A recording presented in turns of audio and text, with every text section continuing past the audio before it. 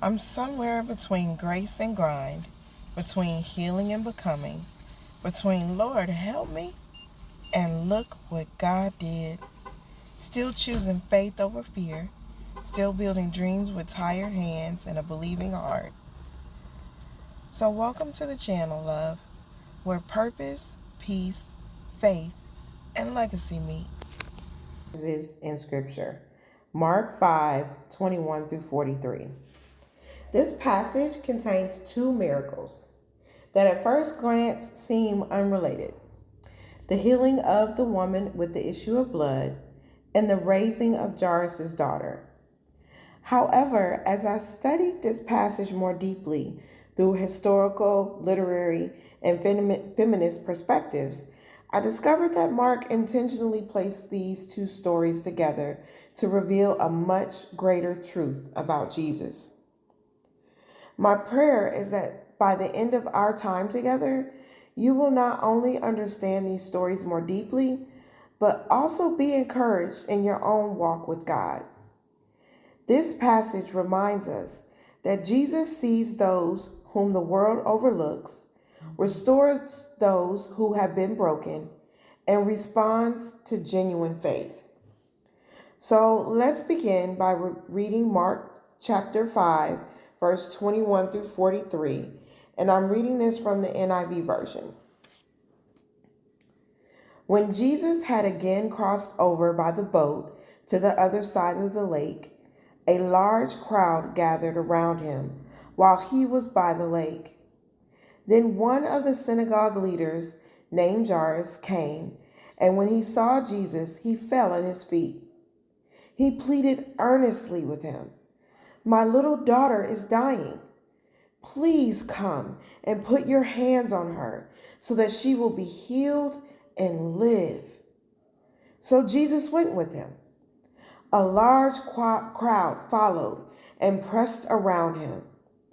And a woman was there who had been subject to bleeding for 12 years. She had suffered a great deal under the care of many doctors and had spent all she had, yet instead of getting better, she'd grown worse. When she heard about Jesus, she came up behind him in the crowd and touched his cloak, because she thought, if I just touch his clothes, I will be healed. Immediately, not later, but immediately, her bleeding stopped, and she felt it in her body that she was freed from her suffering. At once, Jesus realized that power had gone out of him. He turned around and in the crowd and asked, "Who touched my clothes?" "You see the people crowding around you," his disciples answered, "and yet you can ask, 'Who touched me?'" But Jesus kept looking around to see who had done it. Then the woman, knowing what had happened to her, came and fell at his feet, and trembling with fear, told him the truth. He said to her, "Daughter, your faith has healed you. Go in peace and be freed from your suffering."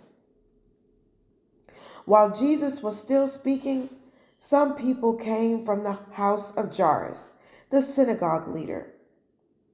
"Your daughter is dead," they said. "Why bother the teacher anymore?" Overhearing what they said, Jesus told him, "Don't be afraid, just believe." He did not let anyone follow him except Peter, James, and John, the brother of James. When they came to the home of the synagogue leader, Jesus saw a commotion, with people crying and wailing loudly. He went in and said to them, "Why all this commotion and wailing? The child is not dead, but asleep." But they laughed at him. After he put them all out, he took the child's father and mother and the disciples who were with him and went in where the child was. He took her by the hand and said to her, "Tekillah Kom," which means, "Little girl, I say to you, get up." Immediately the girl stood up. Immediately the girl stood up and began to walk around. She was 12 years old. At this, they were completely astonished. He gave strict orders not to let anyone know about this and told them to give her something to eat.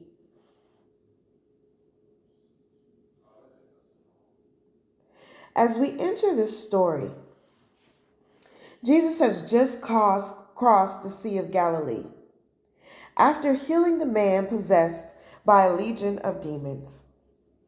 A large crowd immediately gathers around him. Among that crowd is Jairus, a respected synagogue leader. Jairus falls at Jesus' feet and pleads with him to come heal his 12-year-old daughter because she is dying. Imagine the desperation Jairus must have felt. He was a man of influence and respect, yet none of those things could save his daughter.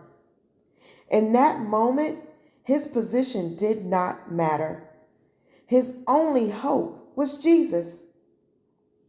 As Jesus began walking towards Jairus' house, something unexpected happens. Mark interrupts Jairus' story to introduce another person, a woman who has suffered from continuous bleeding for 12 long years. This interruption is intentional. Biblical scholars call this literary technique the Markan sandwich, or intercalation. Mark begins one story, interrupts it with another, and then returns to complete the first story. He wants us to compare these two people and discover what they have in common. Historically, this woman lived under Jewish purity laws found in the Old Testament. Because of her continual bleeding, she would have been considered ceremoniously unclean. She would have been unable to participate fully in worship, and she would have experienced social isolation. Many people would have avoided her because touching her would have made them unclean as well. This means her suffering was much more than physical. It affected every part of her life, her relationships, her worship, her finances, and her place within the community. Scripture tells us she had spent everything she had on physicians, but instead of getting better, she grew worse. Can you imagine living with that kind of disappointment for 12 years? Every doctor gave her hope, but none could heal her. Yet something remarkable happened. She heard about Jesus. Instead of giving up, she made a decision that changed everything. She said to herself, "If I only touch his clothes, I will be healed." She said to herself, "If I only touch his clothes, I will be healed." That statement reveals extraordinary faith. She did not ask Jesus to stop. She did not call his name. She simply believed. Susan Haber describes her actions as a covert and courageous move because she approached Jesus from behind and touched his garments despite the social barriers that stood against her. From a human perspective, she had every reason not to approach him. She was unclean. She was poor. She was isolated. She risked public embarrassment. Yet her faith was greater than her fear. That speaks to me personally Because there has been seasons in my own life when I have wondered how long I would have to wait for God to answer my prayers. This woman's story reminds me that faith often means continuing to move forward toward Jesus even when circumstances have not yet changed. Immediately, immediately after she touched his garment, the bleeding stopped. Jesus felt power go out from him and asked, "Who touched my clothes?" That the disciples thought the question made no sense because everyone was pressing around him. But Jesus knew the difference between someone brushing against him and someone reaching out in faith. Eventually, the woman came forward, trembling, and told him everything. Instead of correcting her or condemning her, Jesus looked at her and said, "Daughter, your faith has made you well. Go in peace." That one word, daughter, is incredibly significant. Jesus publicly restored her dignity. He restored her identity. He restored her place.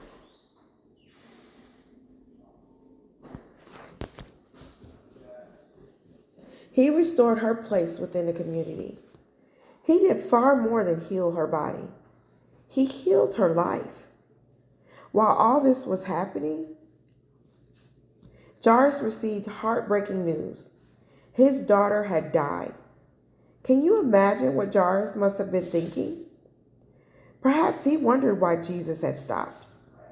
Perhaps he thought the delay had cost his daughter her life. But Jesus immediately turned to him and said something that continues to encourage believers today. Do not fear, only believe. Those 5 words summarize this entire passage. The woman believed despite 12 years of suffering. Jairus believed despite hearing that his daughter was dead. Faith became the common thread connecting these 2 stories. When Jesus arrived at Jairus' house, people were mourning and laughing at him because he said that the child was only sleeping. Jesus entered the room, took the little girl by the hand, and said, "Talitha cumi," which means, "Little girl, I say to you, arise." Immediately she stood up and began walking. Again, Jesus restored life. One woman had spent 12 years losing life. One girl had lived 12 years before death interrupted her future. And Jesus restored them both. That repeated number 12 is another detail Mark intentionally includes. Many scholars believe it symbolizes completeness and God's covenant people. Whether we understand it symbolically or simply as a literary connection, it reminds us that Mark wants us to read these stories together. Another perspective that helped me appreciate this passage is feminist biblical interpretation. Sometimes people misunderstand feminist criticism. It does not seek to rewrite Scripture.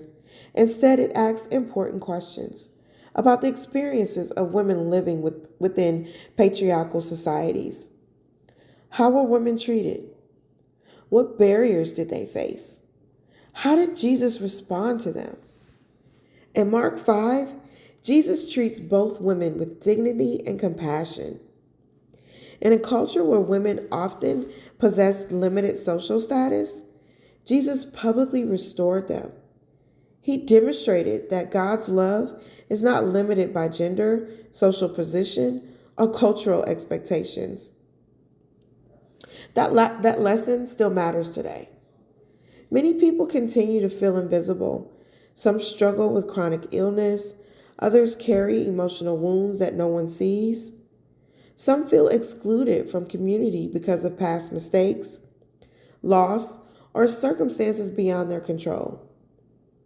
This passage reminds us that Jesus still sees those whom others overlook. As I studied this passage, I found myself asking a personal question. Would I continue believing after 12 years? I would like to think that I would. The woman with the issue of blood challenges me to keep trusting God even when I cannot immediately see his answers. She teaches me that faith is not simply believing God can perform miracles. Faith is continuing to trust him while we wait. As we close today, I want to leave you with Jesus' words to Jairus. Do not fear, only believe. Those words are just as relevant today as they were 2,000 years ago when Jesus spoke them. Whether we identify more with Jairus, desperately praying for someone we love, or with the hemorrhaging woman, quietly carrying burdens no one else understands, Jesus invites us to place our faith in him. He still restores hope. He still restores dignity. He still restores lives. And he responds to genuine faith. Thank you for studying God's word with me today. My prayer is that this passage encourages you to trust Christ even in seasons of waiting, because his timing is always perfect. His compassion never fails, and his restoring power is greater than any obstacle we may face. Let's close together in prayer. Heavenly Father, thank you for reminding us through Mark 5 that you see every person, every struggle, and every act of faith. Help us to trust you when life feels uncertain. Strengthen our faith during seasons of waiting, and help us become people who reflect your compassion to those who feel forgotten or marginalized. May we always remember your words. Do not fear, only believe. In Jesus' name we pray. Amen. Thank you for watching today, and I hope that you enjoyed this sermon. And as always, be blessed and be a blessing.